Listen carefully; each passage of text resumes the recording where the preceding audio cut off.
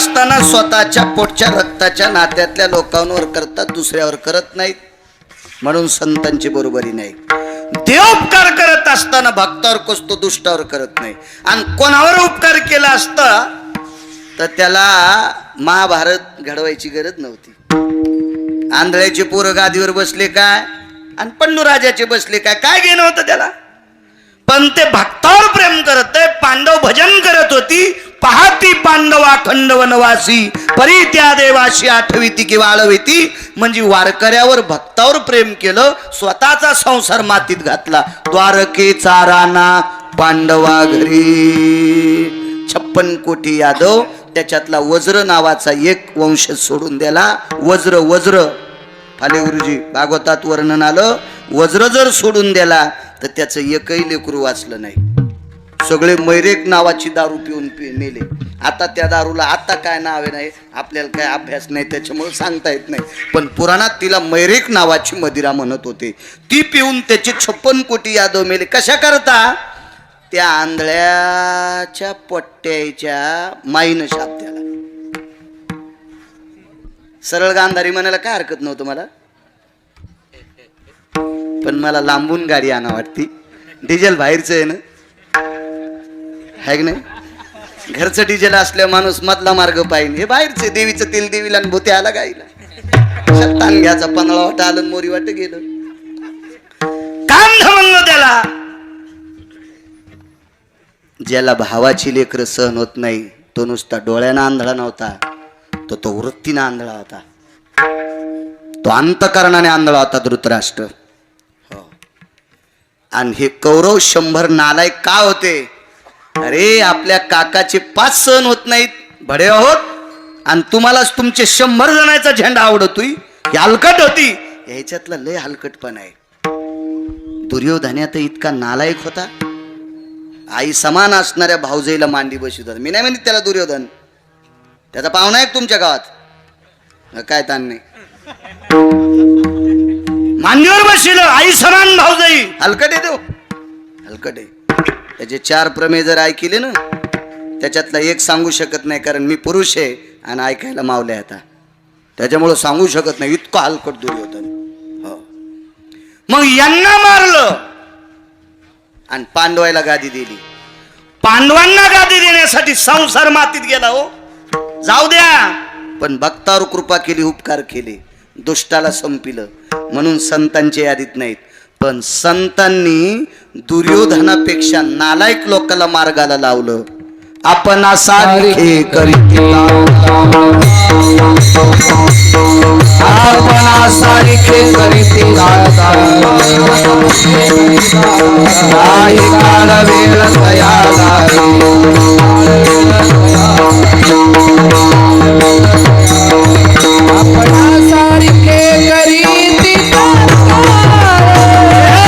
नाही काळ वेळ तया लागी.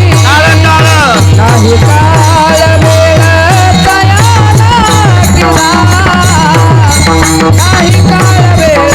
तया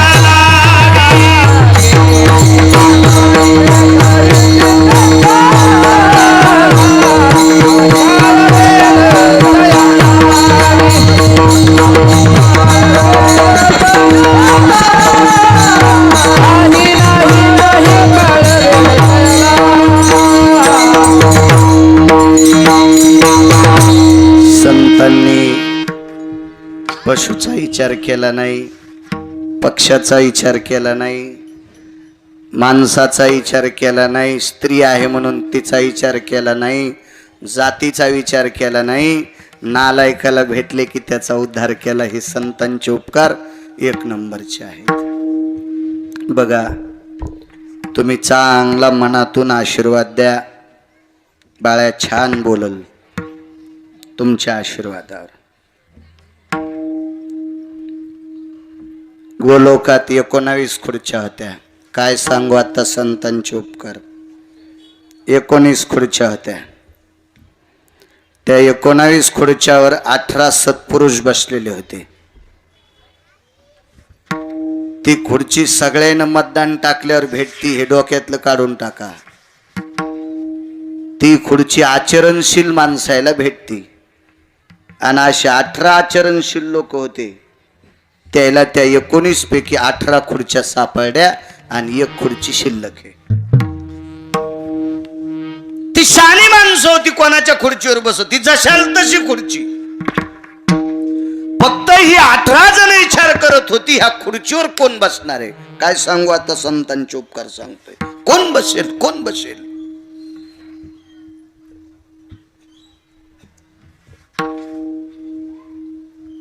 तो दिवस उजळला.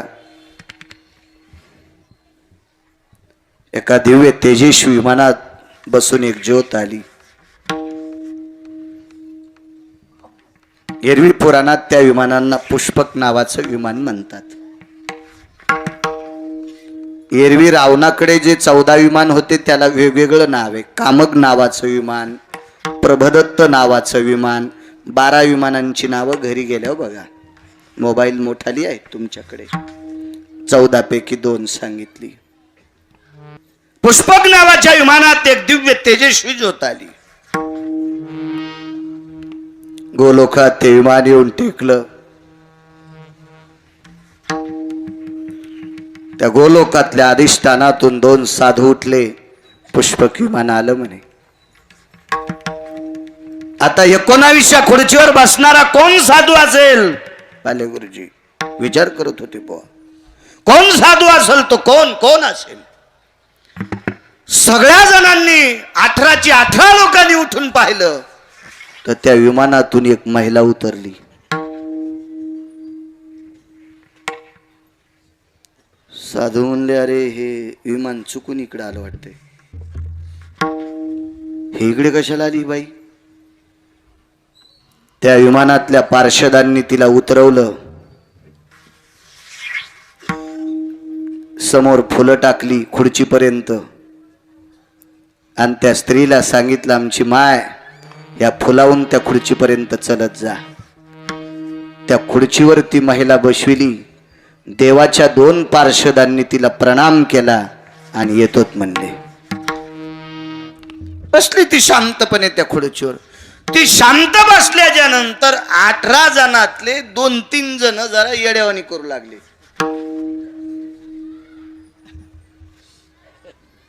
येड्यावानी करू लागले, येड्यावानी. तिथे गेलेली काही सामान्य लोक नसतील प्रवीण बुवा. गोलोकातल्या 18 खुर्च्या ज्यांना भेटल्या ते तंबाखू खाऊन भजन म्हणणारे नव्हते. हो, गुटके खाऊन भजन म्हणणारे नव्हते. हो, चांगलं धोतर घालीतून, कानात गुंड्या ठोकीतून, मोबाईल खिशात असले नव्हते ते.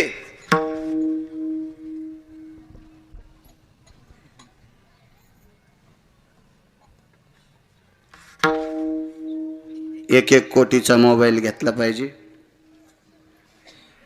महाराज आहे ना, पण यायला दिसणार नाही असा वापरला पाहिजे. त्याचं नाव महाराज आहे. घेऊ नका म्हणत नाही, कारण मोबाईलमध्ये गाथा, ज्ञानेश्वरी, पुराण, ग्रंथ, संपदा सगळी आहे, पण प्रदर्शन नकोय. आपल्या घरी बघा, खिशे फाटायची वेळ आली. आपली मर्यादा आपण सोडू नये. सासूच्या पुढून, सासऱ्याच्या पुढून जाताना सुनान पदूर पडू द्यायचा नाही. आणि सून स्वयंपाक करीत असताना सासऱ्यानं किचन मध्ये जायचं नाही. मर्यादा. सासऱ्याच्या पुढून जाताना सून पदर पडू देत नाही. सात्विकी बिचारी ती. आणि ती स्वयंपाक करताना हे स्वयंपाक घरातच पुढे तू पोळ्या लाटायचं, बेलनं त्याच्या तोंडात हातुड्यानं ठोकून घालायचं.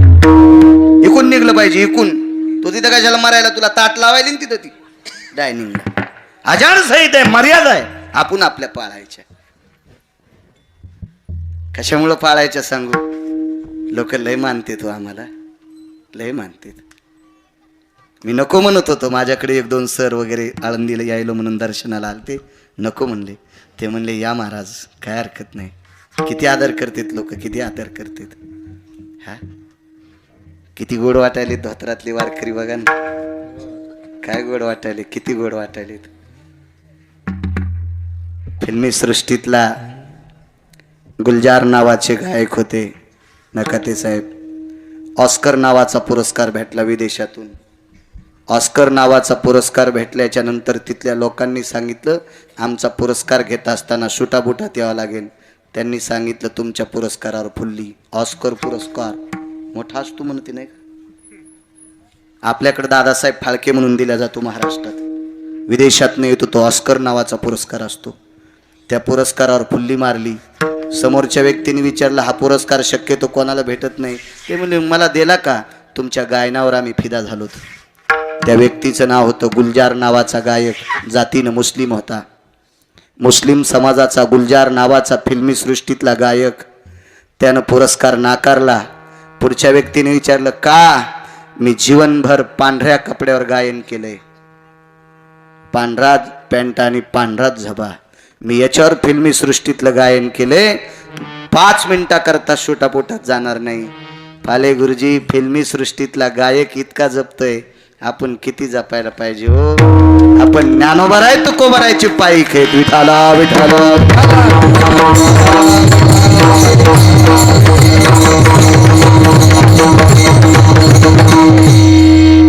त्याच्यातली काही 4-2 लोक अशी चुळबुळ करू लागली असते. किती मशीननं निसलेले तांदूळ आणा, घरी आणल्यावर एखादा खडा गहू सतूच 10 किलो, एखादा खडा तरी गहू सतूच. म्हणून शहाण्याबाईनं परात तैलीत खुपसून लगेच कुकर मध्ये टाकायचे नाही. मंजुळा जरा निशीज आहे, डोळे जर कमी अधिक असतील तर डबल 2 डोळे लाई जाय, पण थोडस निशीज आहे, नाही तर पप्प्याच्या बापाचे दात पाडशील तू. हे की नाही, दाता खाली अडकल्यावर पडतील ना पप्प्याच्या बापाचे दात, तर पप्प्याच्या बापाला तू बोचरं करशील दोर का. म्हणून थोडीशी निशीज आहे, खरे काढले पाहिजे माणसाचे. हो, एक पुरावा होता ना काहीतरी.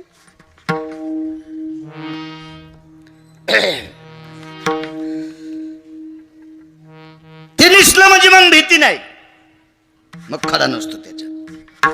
तसे ह्या 18 पैकी 2-4 जण वळवळ करू लागली. बाई आलीच कस काय, ह्या खुर्चीवर बसायची हिची काय लायकी. तर बाकीच्या 5-7 जण उभे राहिले आणि त्याच्यातल्या एका व्यक्तीनं सांगितलं राजे हो, ह्या 19 खुर्च्यावर 18 जण आपण आलोत तर चालत आलो नाहीत. आपण 18 जण ज्या विमानात आलो त्याच विमानात ती बाई आली, आणि हे विमान देवाच्या आदेशाशिवाय चालत नाही. मग विटेवरच्या मालकानं, वैकुंठातल्या मालकानं या विमानाला आदेश दिल्याशिवाय हे विमान चालत नाही. मग त्या मालकाच्या आदेशाशिवाय पार्षद या विमानात दुसरं कोणाला बसू देत नाहीत. त्या मालकाच्या आदेशाशिवाय विमान इथं आलं नाही, त्या मालकाच्या आदेशाशिवाय या विमानात बाई बसली नाही, आणि त्या मालकाच्या कृपेशिवाय बाईला ही खुर्ची सापडली नाही. आपण मधल्यानं पिठलं हटू नका, आपण मधल्यानं येडेवानी करू नका. ठीक आहे म्हणले, नाहीत करीत आम्ही येडेवानी. विचारा कस काय आली. ते म्हणले कस काय आली, देवान पाटील मनानं तर उद्या बाळूला जाऊन बसा वाटतं तिथं. कसं जाता येईल त्याला त्या विमानात, काय लायकी आहे त्या बाळूची, त्या खुर्चीवर बसण्याची, काय अधिकार शक्ती आपली. नाही नाही नाही नाही, आचरणशील लोकांची खुर्च्या होत्या त्या. आपल्या संप्रदायात अभ्यासापेक्षा वागण्याला किंमत जास्त आहे, वागण्याला जास्त किंमत आहे आपल्या संप्रदायात. हो, अभ्यासाला नाही, कमी बोल पाठ असतील तरी चालतील, मृदंगाचे कमी बोल पाठ असली तरी चालतील, पण ज्यानं मृदंग शिकला त्यानं पुन्हा ढोलकी वाजायची नाही. मृदंग शिकल्याच्या नंतर जर ढोलकी वाजली तर तो एकटा नरकाला जाईल, नवल नाही. त्याचा पुन्हा जर कोणी पक्वाद ऐकला तर ऐकणारे पण नरकाला जाणार. नियम आहे महाराष्ट्राचा, नियम आहे. हो, तुम्हाला एक सांगू का, तुम्ही खीर केलती गुरुजी आज, मेमरी कार्ड चांगले माझं. तुमचं किती जीबीचं असेल काय माहित, पण माझं 30 जीबीचं आहे. हो, इथं बसलेल्या कोण्याही माणसाच्या मोबाईल मध्ये 418 वानरांचे नाव दाखवा, मी झोपीतून उठल्यावर 418 वानरांची नाव सांगतो. काय कार्ड असणे मोबाईलचं, म्हणून ते हे साधं वापरीचं डबकं, कारण हे लय बेकार असतोय म्हणून. याच्यात काही घालावं लागतंय आणि ते चुकीचं बटन दाबलं की डिलीट होतंय म्हणे, ते डिलीट होतंय. आणि अजून दुसरं चुकीचं दाबल्यावर जे जाऊन ते दुसऱ्याला जातंय.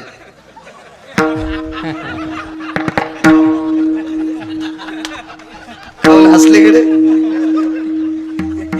त्याच्यामुळे याच्यात चुकीचं कोचायचं बी नाही आणि कोणते बटन दबले तरी काय नाही.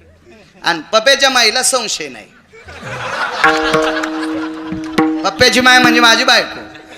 तुमच्या सगळ्याच्या मोबाईलला संशय. तुमचा अंगठा लागल्याशिवाय पप्याच्या माईला पाहताच येत नाही याच्यात काय घाण कोचली तर. ज्या दिवशी त्याच्यातली घाण पप्याची माय पाहीन त्या दिवशी शहाणी पप्याची माय संक्रांतीच्या दिवशी नालायक नवऱ्यासाठी वाण देणार नाही. हो, म्हणून कृपया त्या चांगल्या मोबाईल मध्ये गढूळ कोची जाऊ नका. बायको असताना विदुर होता. ज्याची मंडळी गेली त्याला विदुर म्हणतात. आणि बायको असताना बायको जर मानित नसेल तर मग जित्ता विदुर म्हणायचं. विठाला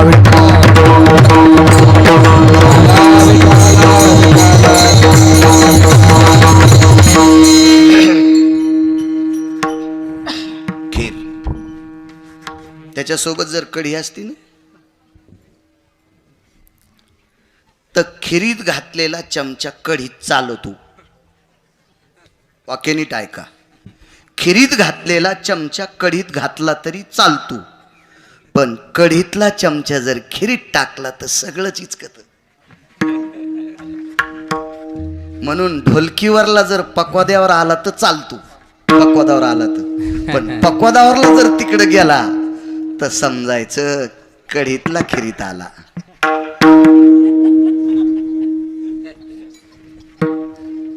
हा नियम सांभाळायचे. वा, माझं वय नाही तुम्हाला नियम सांगायचे, पण मी 27 वर्षापासून नियमातले वारकरी पाहतो. नियमातले वारकरी पाहतो. नियमातले. परवाल तात्या आजारी पडले. याच वर्षी मी तुम्हाला सांगितलं होतं प्रवीण बुवा, मी 2-3 किलोमीटर तात्यांसोबत चालत होतो. दम लागला होता. शिवाजीबा बोखारे होते सोबत. सकाळचा काकडा चालू होता, ओळी चालू होत्या पहाटेच्या. दम लागू लागला. काय निष्ठा आहे लोकांची संप्रदायावर. मी 27 वर्षापासून गुलेबाबांना बघतोय. हो, काही काही अशी माणसं आहेत, अशी वारकरी आहेत, ज्ञानोबरायच्या पादुका, तुकोबरायच्या पादुका रथात ठेवल्याच्या नंतर ही माणसं उभी राहतात आणि इसाव्याला पादुका टेकल्याच्या नंतरच खाली बसतात. राजे हो, सज्जनांनो, अशा निष्ठावंत लोकांमुळे आपला संप्रदाय या मधल्या चाटू हलिणाऱ्यामुळे, हराम खोरामुळे नाही. विठाला विठाला.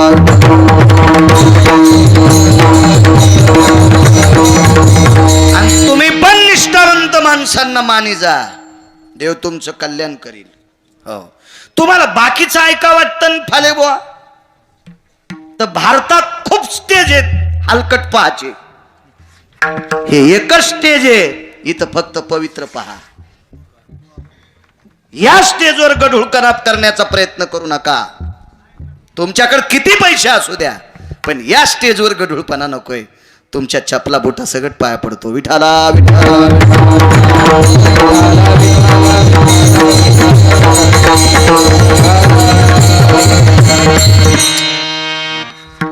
कस काय आली म्हणले, इशारा दिला. शांत बसा म्हणले, विचारू आपण. 18 पैकी 1 सगळ्यात अगोदर खुर्चीवर आलते का? नाव सांगत नाही. फार विवेकाचं टोक होते. किती विवेक होता सांगू तुम्हाला. त्या व्यक्तीला बघितल्याच्या नंतर सरस्वती मान खाली घालीत होती. ब्रह्मा कन्यायाम चक्षुभयो तेजो आनन पुटा भयजना लुप्तां चक्षुहिताय च चरणारविंद भयजना. चरणारविंद म्हणजे त्या व्यक्तीला पाहिल्याच्या नंतर सरस्वती स्वतःच्या पायाकडे पाहत होती. म्हणजे त्या व्यक्तीच्या डोळ्यात डोळे घालण्याची ताकद सरस्वतीत नव्हती. काय विवेकाचं टोक असेल ना कधी साहेब, काय नाविन्य असेल त्या व्यक्तीचं. आणि असा महात्मा उठला आणि शबरीला प्रणाम केला. ती खुर्चीवर बसलेली शबरी होती, शबरी होती. प्रणाम केला. तर बाकीच्या 3 लोकांनी त्या व्यक्तीला सांगितलं स्त्रीला प्रणाम का केला, तिचं आचरण पाहिलंय. त्यांनी सांगितलं 19 खुर्च्यापैकी एका खुर्चीवर, या 19 खुर्च्यापैकी 1 नंबरच्या खुर्चीवर बसण्याचा अधिकार मला प्राप्त झालाय. मी किती मोठा आहे मला मोजता येणार नाही, पण ज्या माईनं मला 9 महिने पोटात ठेवले तिचं पोट किती मोठं असेल याचा विचार करा. आणि माझ्या आईचा, तिच्या रूपात माझी आई पाहिली आणि म्हणून मी तिला नमस्कार केला. वा, ठीक आहे. माय हा शब्द ऐकल्याबरोबर राजे शबरी होती, ती शबरी आहे. खुर्चीवर हांग टाकलं. वयस्कर माणसाच्या हातातली काठी खाली पडावा त्याला दंड म्हणतात पालेवा. असा दंडासारखं लोटांगण साधूच्या चरणावर घातलं. प्रणाम गुरुदेव. दुसऱ्याने सांगितलं नम्रतेनं ओतप्रोत भरलेला कलश आहे. शबरीकडे नम्रता होती. लोटांगण घातलं.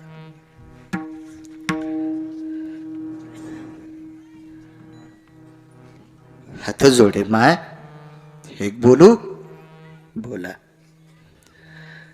इथे तुम्ही आलात, ही शेवटच्या क्रमांकाची खुर्ची. या खुर्चीवर सूर्य सुद्धा राम घेऊ शकत नाही. 3 चुका सूर्याच्या आहेत. या खुर्चीवर सूर्य चंद्र सुद्धा बघू शकत नाही. त्यानं तर लय घाण चूक केलेली. आणि आई साहेब तुम्ही या खुर्चीवर बसलात. एक विचारू, मी या खुर्चीवर बसण्यासाठी माझ्या 3 तपश्चर्या पाण्यात आहेत. माझी 1 तपश्चर्या चर्म जाईपर्यंत आहे. त्या साधूने 1 तपश्चर्या अशी केलती की शेवटच्या टप्प्यात साधूच्या अंगावर त्वचा राहिलेली नव्हती. इतकं जीर्ण शरीर झालं. बाकीच्या आसू आई साहेब. आणि त्या तपाच्या साधनेनं मला ही खुर्ची 1 नंबरची भेटली. असं कोण म्हणतंय? तो साधू शबरीला सांगायला. आई साहेब आपली साधना ऐकण्याची इच्छा आहे. शबरीनं सांगितलं तपश्चर्या काहीच केली नाही. दान जर करावं ना गुरुदेव, दान करावं ना, तर मी लाहोर चित्र सशे रांडुकर धरणाऱ्याची मुलगी आहे. मी शिकार करणाऱ्याची मुलगी आहे. बर,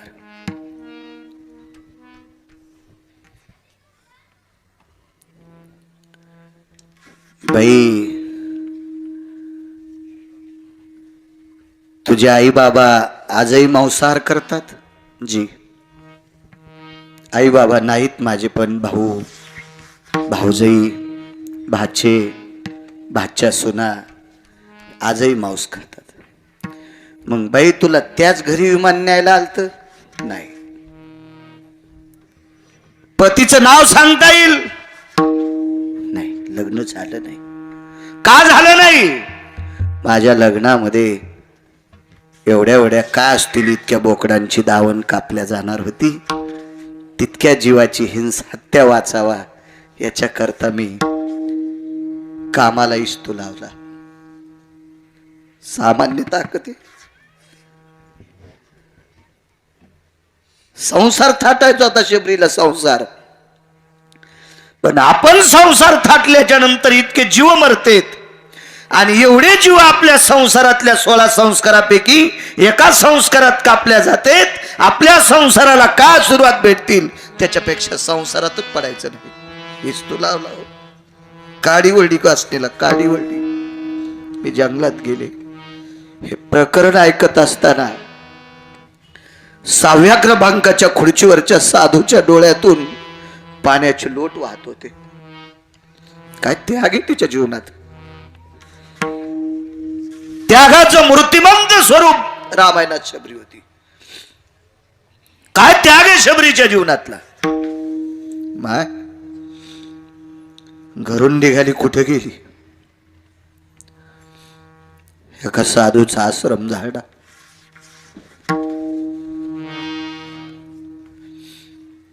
त्या साधूला साधू म्हणली नाही शबरी, देवाचा आश्रम झाला. देवाचा. 2 नंबरच्या खुर्चीवरच्या साधूने विचारलं, बाई ज्या देवाचा आश्रम झाडास त्या देवाचं नाव सांगशील. त्या देवाचं नाव आहे महर्षी मतंग. अरे मतंग साधू हो, त्यांचा आश्रम. त्यांनी तुला सांगितलं झाडायचा. काय सांगू आता संतांचे उपकार सांगायला. रामायण नाही सांगायला तुम्हाला. आणि ही जर कथा तुम्हाला रामायणात सापडली खुर्चीची तर मला त्यानं रामायण दाखवा, मी त्याच्या चपलाच मंदिर बांधतो.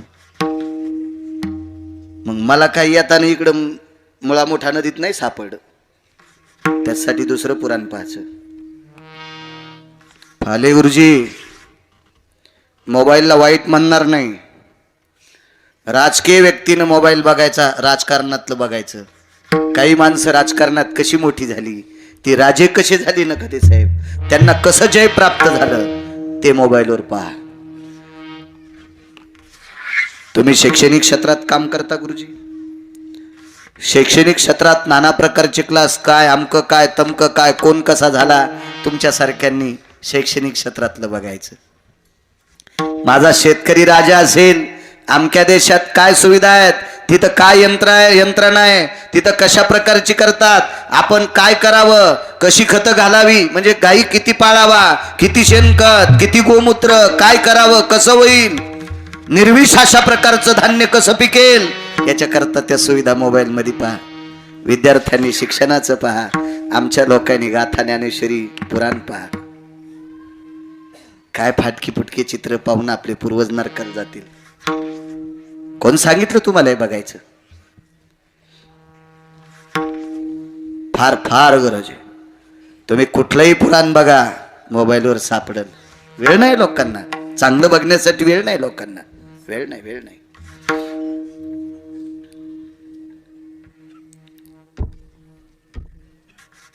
बाई तुला साधूला सांगितलं आश्रम झाड, इथपर्यंत आलतो ना.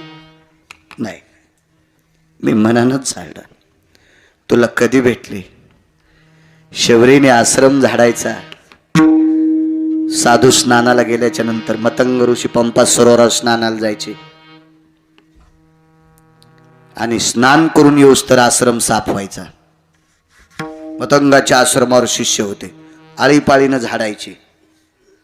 पण गेल्या 40-42 दिवसात एकाही शिष्यानं आश्रम झाडला नाही आणि आश्रम शबरी झाडायची. ते एके दिवशी विचारलं, का रे तुम्ही आळीपाळीनं आश्रम झाडता पण इतका स्वच्छ करत नाहीत. ह्यात एका महिन्यात 1.25 महिन्यात इतका आश्रम स्वच्छ झालाय, कोण झाडतंय. प्रत्येकानं सांगितलं, ह्या 1.25 महिन्यात आम्ही कोणीच झाडलं नाही. अरे मग तुम्ही विचार नाही केला कोणी झाडा आश्रम. तर आता शासन सांगतंय स्वच्छता की ओर. हे खालचे अधिकारी सांगतात साफ सफाई ठेवा. अरे शबरी